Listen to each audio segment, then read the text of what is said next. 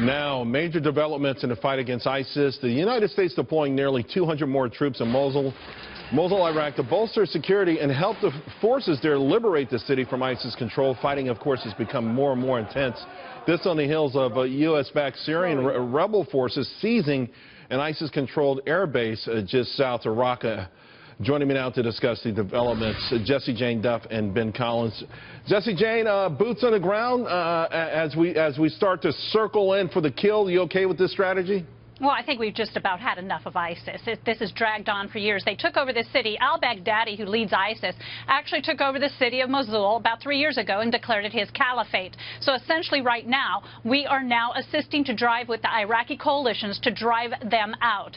Sadly, though, they are using civilians to protect their targets. They are in their homes. They're using them as shields, essentially. And because of recent bombings, we have to be exceptionally careful, because if we alienate the large Sunni population of this city, the Shiite government of Iraq is right back where it started from and causing nothing but distrust between those two sanctions within the Iraqi communities. Ben, you know, looking at news over the weekend, it feels tough to avoid not somehow doing some harm that we don't intentionally mean to do, or offending someone, particularly as we get to this sort of door-to-door fighting. So that's a risk, though. Isn't that a necessary risk, I guess, we have to take at this point? Well, Charles, I think the differentiating fact is under the Obama administration, there were such tight rules of engagement that our soldiers were effectively not really able to start calling that air, calling those targets themselves. They were getting that information, that intelligence from our allies on the ground.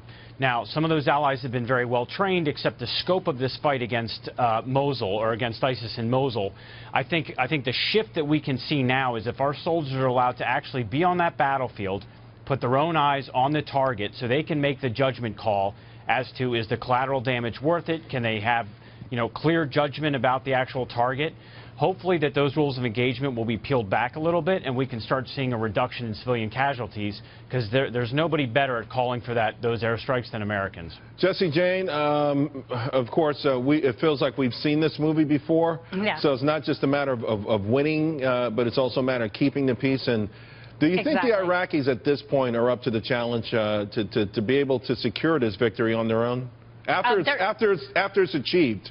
After it's achieved, I should hope so, but I do think that we need to be there to assist them, because right now, with the airstrikes, approximately 200 casualties have occurred, and that would be the largest loss of life since the invasion. What cannot happen, what people may not understand, is that this government is run by the Shiites, and Sunni population is in Mosul, and they can't slaughter these people innocently. This particular city is very difficult to navigate through. It's called the Old City of Mosul, and it comes back from the Assyrian decades ago, Roman and Ottoman empires, and navigating through the city is exceptionally difficult. You've got alleyways and tunnels, and easily they can be ambushed and killed. They're trying to flush them out. The commanders are trying to circle and ensure that ISIS cannot escape, because you've got suicide bombers that essentially will kill them on their way out. Right. So they're trying to flush them, and it's going to be very difficult, and they're going to sweat, and there's going to be a lot of more death toll. Of course, Ben, Russia today, Lavrov, they issued a warning to America to be careful.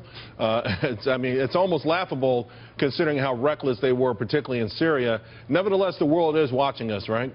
Oh, absolutely. Absolutely, Charles. Yes, and like you said, it's laughable. I mean, the Russians are the ones that bombed a convoy filled with medicine and food. Look at Raqqa today; it's absolutely destroyed.